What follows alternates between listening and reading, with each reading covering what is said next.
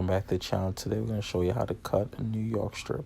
So pretty much the New York strip come from the short loin, and the short loin also have the fillet on it. Alright, so sometimes you have a lot of people that tell you they don't like New York strip, but they like T-bones. But some people tell you they don't like fillet, but they like porterhouse. So the best value to get fillet, if you like it, is just to buy a porterhouse. So first we're going to start on the strip with some thin slice. So once you get your thin slice off, then you can start with your regular steak. So these are thin. Some people like to make them thinner, but to me these are perfect because when you do thin, it's not like you're trying to make sandwich steaks. So these are perfect thin slice. So all right, so those are your thin. Now you're gonna start with your regular, and this is absolutely the best way to get your even steak if you're learning how to cut meat, or even if you're a pro. You want to make your steaks, and then once you make your cuts already, so those two at the end will be the steakhouse. Then you want to even them out. So once you make your regular cuts, then you go cut them down the middle to get your regular. That way you guarantee your steaks to be even, which is very important because you don't want your steaks to be one bigger than one. You want them to be leveled in the tray. And now we're going to trim them. Take the excess fat off. You want to leave some fat off because fat is flavor. So you just want to, make them look nice. Take the top off, go up there, you're not able to chew it. So once again, you cut them thick and just go right down the middle. And you're going to get even steaks every time. And once the steaks are even, because you don't want someone to buy two steaks and then one to cook before the other one. So you want your steaks to be even. It just looks better in the tray. So you want to go ahead and trim them. Always take the thing off the top because that thing is tough. And a lot of times, people be like, well, New York strip is tough. Yeah, because the person that cut them didn't take the top off. If you don't take the top off, it's going to make the steak very chewy. So there you go. That's just you want to get a good trim. Not too much. Clean the top off. And that's how you trim your New York strip. And right down the middle. Because you already pre-cut the steaks.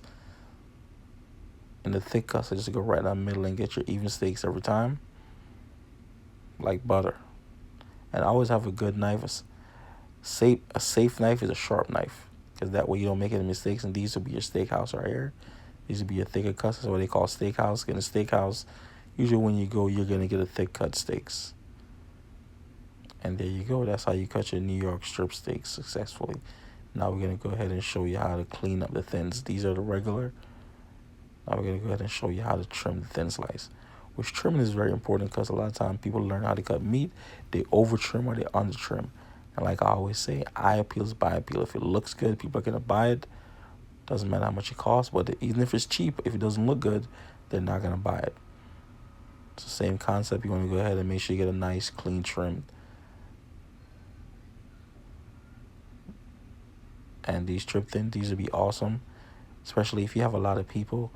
The thin slice will serve more people, especially for kids, because kids a lot of time they're not gonna finish a regular cut steak. And these are gonna cook quick, especially if you don't have time. And on top of the stove really quickly. I mean, everyone like their steak cooked differently. Some people like it well done. Some people like to be still mooing. Personally, I like mine to be mooing. So all depends. There's no wrong way. As long as you like it, that's the right way. So don't let no one tell you that it has to be overcooked or undercooked. However you like it, that's the right way. So once again, you want to focus on the trim. You don't want to leave too much fat out, but you want to take too much. Like I said, you want it to be where everyone is getting the best deal.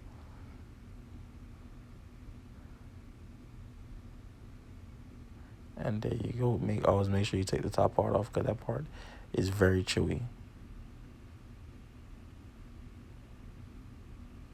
Start off with the tail and go in between there. And a lot of times they will tell you to use the bone and knife to the flex knife actually to do your trimming because you have more control.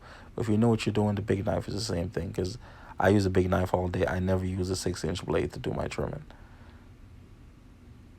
It's just, I don't need to, but if you need to, you should use it.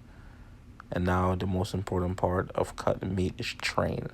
Because you could cut meat if you don't know how to trade correctly. It's not going to look right. And eye peels, by peels. So I'm going to go ahead and show you to put them in the 16 tray, which you're going to run the regulars in 16. So we're going to go ahead and we're going to start with the thins first. You want to shingle them on top of each other. That way they're going to look nice and neat. You can put 5 or 4 in the 16. And the 16 tray is probably like the most popular tray in any meat case, because a lot of people sell thin, and thins usually look really good in a 16. So now we're going to start with the regular. You're not going to really shingle the regular because you don't really need to. Just want to put them individually. And there you go. That's the most important part of cutting meat, is train. Because sometimes a lot of people cutting meat come easy, but then train is the issue. Or some people train is easy and it's cutting meat takes a long time. So, but train to me is very important. So that's why I want to make sure I include it in all of my videos. And there you go. That's how you tray your 16. Some people put these in 2s, but when they're on sale, it's best to run them in 16. You definitely could sell them because they're on sale. But if they're not on sale, you run them in 2s is better. And the steakhouse goes into 2 because you're thicker. And as always, don't forget to like, share, and subscribe. And have a wonderful day. And these are what they look like after we're finished.